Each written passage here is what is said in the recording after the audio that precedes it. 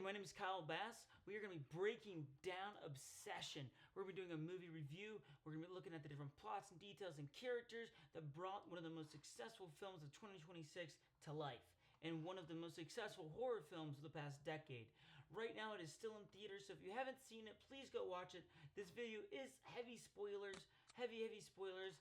I don't want to ruin anything for you, so go watch it. Right now it is the most successful film of Focus Features distribution company, and also one of the most successful director debuts that we've had in a while. With right now it's about $300 million, and it's only for about the last 2.5 weeks.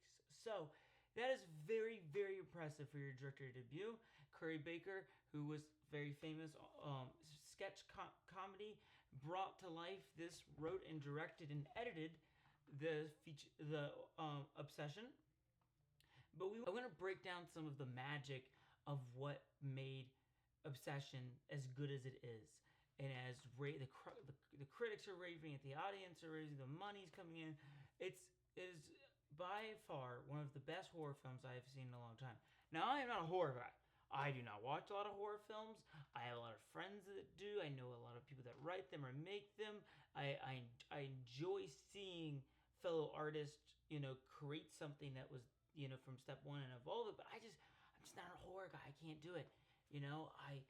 I've been in, Stranger Things is about as far as I go, which isn't really horror. It's kind of like thriller, gritty. It's the same as like Sinners, which is more of like a supernatural, gritty thriller, in my opinion, which is it's categorized as like a horror film.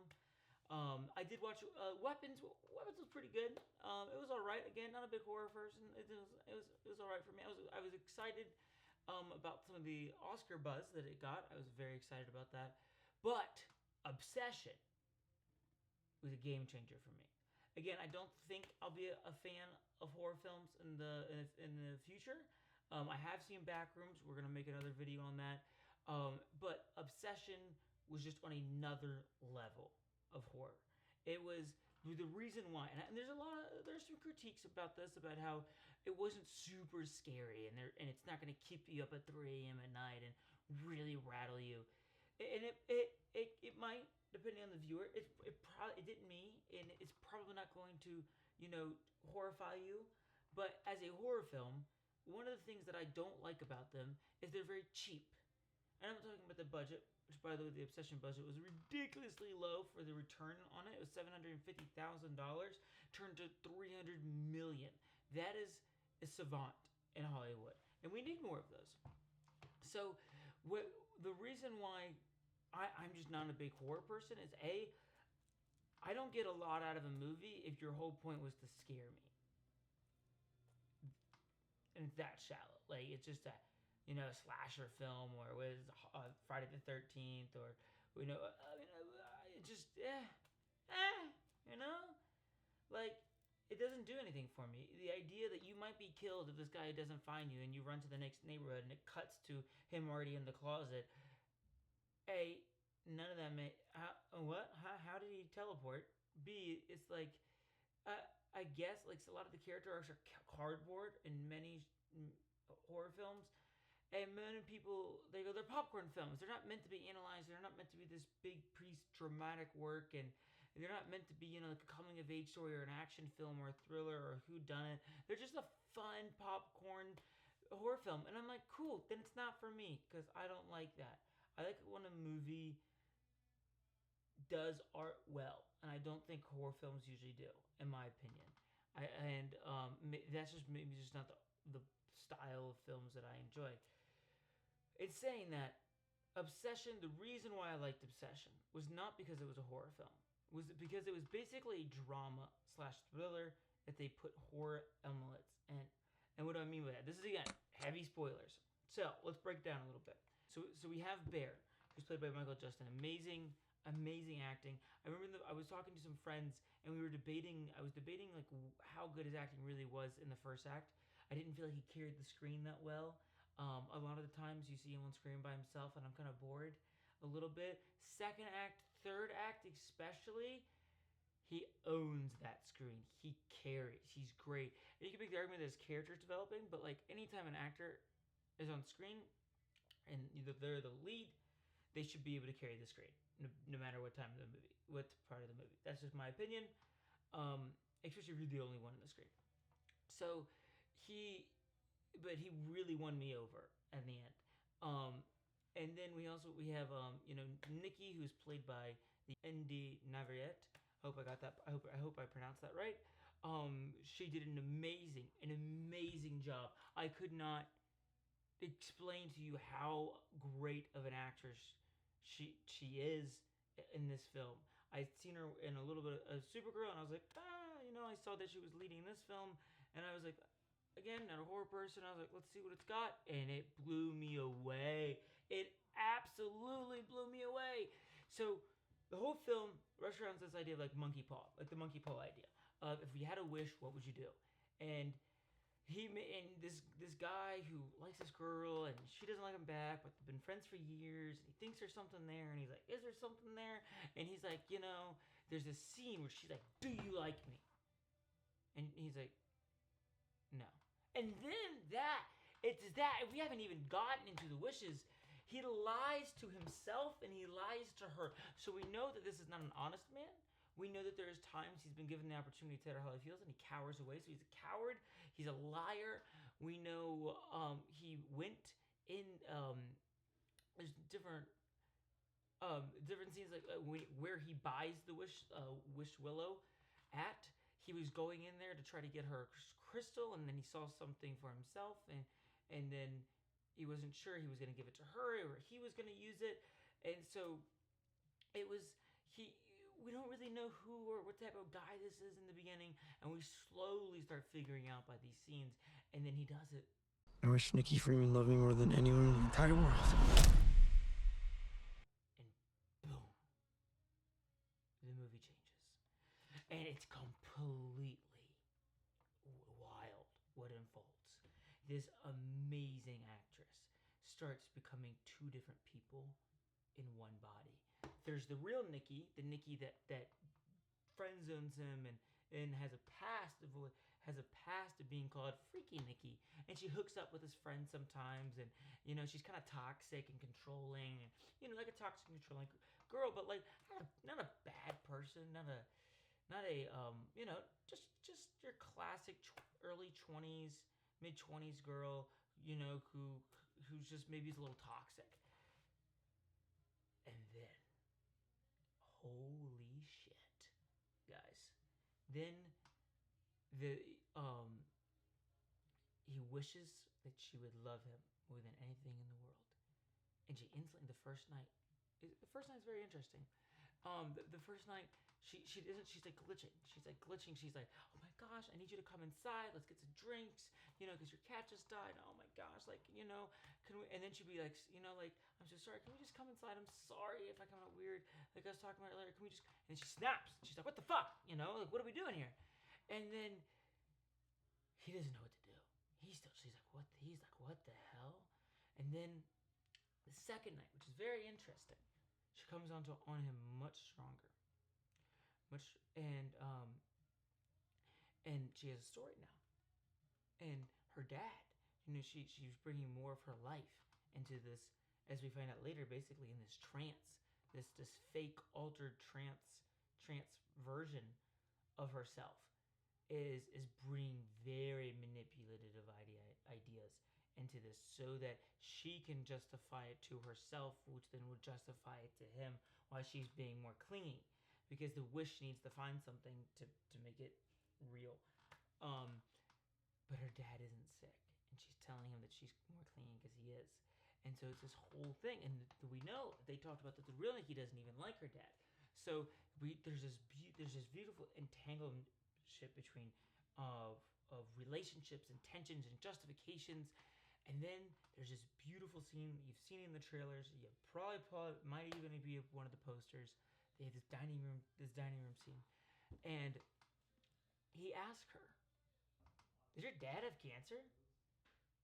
And she looks at him and goes, "No, this isn't happening. And he's like, "Oh, chill, it's all good." She goes, "Does it matter?" And he literally says, no, it doesn't matter. What the fuck are you talking about, man? At that point in the film, we slowly start to see the psychopathic manipulator that Bear is. And then he is turned this fake version of the fake version of Nikki is becoming very manipulative and narcissistic, like very controlling and toxic, and she's obsessed. What? So she becomes obsessed with him. And there's these so many times. And he tries to leave for work and she duct taped the door. She duct taped the door and he can't even leave. And he's still like, we can make this work. She fed him his dead cat at lunch and he's like, we can make this work. She's doing all these different things and he's still like, no. And then, guys, oh my gosh, you need to watch this film. Watch this film, and you're watching this after you've seen it. That car scene, if you know what I'm talking about, the car scene, not the other one with Sarah, the car scene on the phone when he calls the customer service line of the Willow part. Whoa. Really do that. So she's just stuck like this forever? Well, yeah, I mean, as long as you live. As long as I live? He knows that Nikki is dying and trapping and screaming to be let free. He knows that he's the reason why it all happened. And he does nothing about it. And it's like, holy cow. And it builds up. And there's a lot of different things that happen. It's very interesting. Some of the characters that we don't have time to bring in, she tries to get rid of, and she wants to be all about him, and all the different things that goes on with that. And if you've seen this, you know what I'm talking about, but I want to break this down. And over at the end, he tries to kill himself, which I'm not a fan of, if you know part of my story, and if you don't, it's a later video I'm going to make, just part of my story. I don't like movies when they show this idea that there is such a line that you can do enough bad stuff that you deserve to be killing yourself. So there's different artwork. I mean, I know Shakespeare did it a bunch. I know there's been billions of artists. This isn't the first movie, so I don't want to throw shade on this movie for this. I just don't like it when movies do it. When a person kills themselves, because there's never a reason that should justify someone killing themselves. Never. I don't care what they've done. I don't care who they've done it to. No one deserves to kill themselves. And that isn't really in the world of this movie. That's not true. There's a line, and there's this perceived line, and he's told a couple times that if he wants to lift, the wish, he has to kill himself, and he ends up trying to do that. And I won't spoil it too much, but basically she tries to save him, and he ends up dying, and then Nikki's let free. But after all those spoilers that I just ruined the entire movie, if you haven't seen it, please, again, I keep on saying it because I don't want to keep on talking about spoilers if you haven't seen it. But for those who have, let's break down some things that's interesting in this. The reason why it works so well, and the reason why I like this horror than any other horror film I've ever seen, is the fact that it's character driven. Like I said earlier, it's basically a drama thriller film that has aspects of horror in it. There's not that much horror scary in it. It's a very, very drama-like film. It's very carried with the characters and what they do, and they have motivations, and they have the arcs that they do, and they lie to themselves, and they're lying to the friends, and they're trying to keep it all together, and they're trying to make everything work. And the idea of the film is we all have these fantasies, or these interviews you see of celebrities. Like, if you had a wish, 3 wishes in the world, or 1 wish, what would you do? And I'd solve world hunger, or I'd help the homeless, or I'd make sure every kid has a home.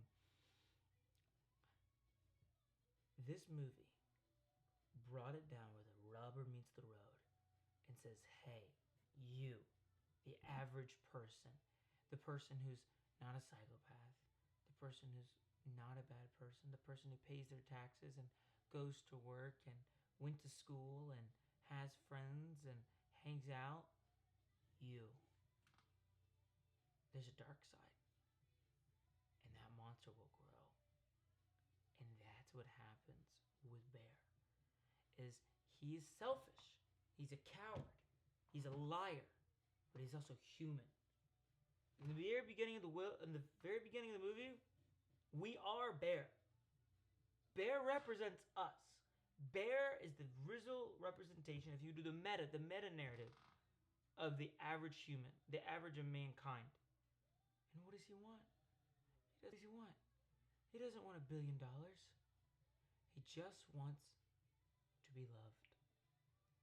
So that is like the story of our society, especially with social media, pushing these ideas and these narratives that all you have to be this and you have to be that. And I mean, Hollywood and the fashion industry has been doing that for decades, and all these different things.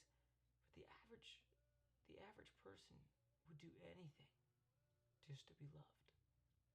And that speaks to the core of humanity, that we are relationship beings, that we would do terrible things, that we would allow terrible things to happen around us if we were loved, so that we could be loved. So I think that's a danger. It's a warning sign to all of us, saying be careful what you wish for, because it just may come true. Be careful with and we may not have the wishing bar, the willow wood, but we have opportunities. We have time. We have money. We get to choose who our friends are. Choosing who our friends are can directly impact the different future that we have. So it's an idea of saying stop choosing you all the time. You should choose you a lot of times. A lot of times. Self-love, so important. Choosing you, so important. But don't let it be the only thing. Love is about relationships, and relationships take time to bond and make, and they go up and they go down, and there's seasons and there's conflicts and there's a journey in the love between two people. And that's what makes it beautiful. Not the sex, not the dates, not the restaurants, not the photos. All that's great, but those are parts of amazing romantic relationships. Like awesome, amazing.